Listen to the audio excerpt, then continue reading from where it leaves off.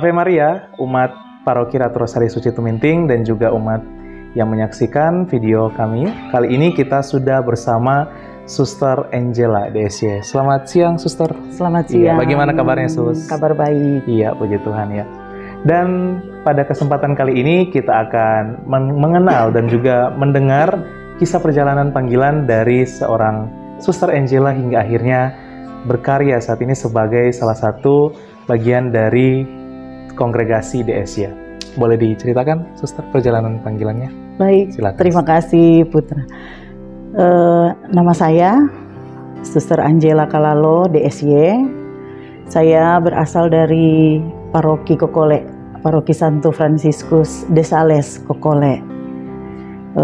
Sampai dengan sekarang ini saya sudah 24 tahun kurang lebih hidup membiara. Jadi awal mula saya masuk biara itu pada tahun 95. Jadi masih sebagai simpatisan, kemudian masuk pada tahap aspiran, kemudian postulat dan novisiat kurang lebih 2 tahun, dan menjalani masa junior. Kemudian saya kaul kekal pada tahun 2006, dan sampai dengan sekarang ya puji Tuhan saya masih diberi kesempatan untuk hidup dan berkarya dalam kongregasi Suster Dina Santo Yosep kurang lebih 24 tahun dalam kongregasi ini. Iya, wow, luar biasa, Suster. Dan selamat dalam pelayanan, Suster. Tentu ada banyak tantangan nih, Sus. Dan sebagai terlebih juga nih adik-adik atau orang muda Katolik nih, yang tentunya setiap panggilan itu memiliki tantangannya sendiri. Dan Suster, mungkin adik-adik ini atau orang muda Katolik ini masih mengalami tantangan nih atau ditentang oleh keluarga untuk menanggapi panggilan. Sebagai seorang Suster DSY, apa pesan atau tips nih dari Suster untuk mereka jika ditentang menanggapi panggilan? Oke, jadi biasanya bukan nanti dalam panggilan hidup membiara pasti ada tantangan. Iya. Nah, secara khusus dalam hidup membiara pasti ada tantangan. Yang pertama itu dari keluarga, karena orang tua tidak mengizinkan karena alasan tertentu, karena misalnya saya anak yang bungsu seperti itu. Tetapi karena kemauan, dan bagi saya itu merupakan panggilan. Jadi dari saya ada kemauan, tetapi juga di samping itu saya menjawab panggilan Tuhan. Dan saya yakin bahwa ini memang benar-benar panggilan saya.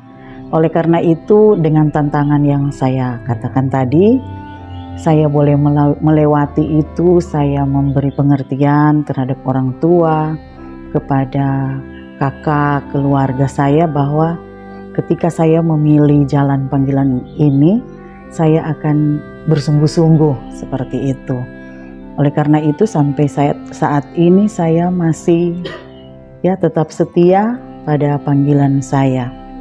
Jadi untuk teman-teman orang muda dimanapun berada, apalagi para putri yang mau untuk menanggapi panggilan Tuhan, hidup secara khusus seperti ini, menjadi seorang biarawati, bagi saya, ayo, dimanapun kita berada, pasti ada tantangan.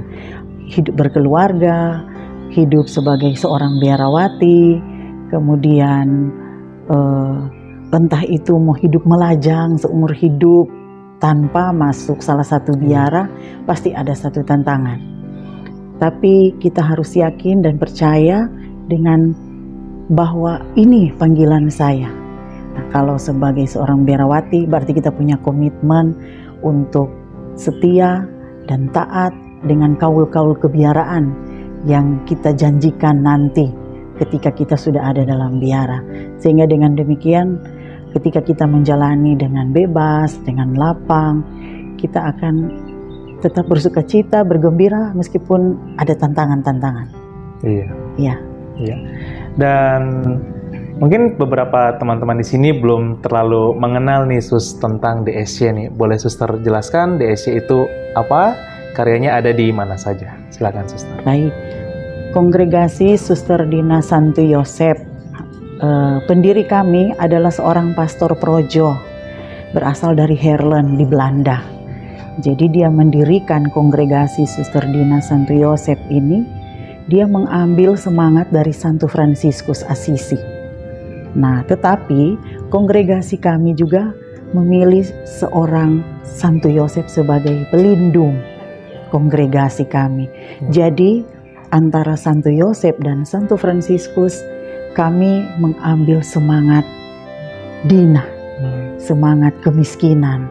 Oleh karena itu para suster di biara ini, di seluruh kongregasi Suster Dina Santo Yosep di mana saja berada, kami berpegang pada ketiga semangat Injil, yaitu ketaatan, kemiskinan, dan keperawanan.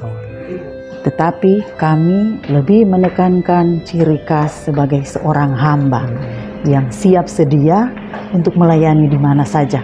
Ini adalah satu semangat dari pendiri kami, Petrus Joseph Savelberg. Petrus Joseph Savelberg, iya. Dan Suster, tak terasa ini pertanyaan kita yang terakhir nih, Sus.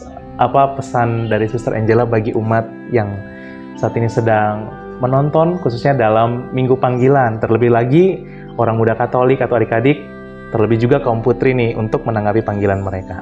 Silakan, Suster. Baik, jadi untuk umat sekalian, secara khusus bagi kaum putri yang merasa diri mempunyai panggilan dan mungkin saat ini juga belum merasa terpanggil, tips dari saya, mari kita sama-sama kita buka hati, karena dengan buka hati disitulah kita akan secara langsung akan mendapatkan rahmat panggilan itu.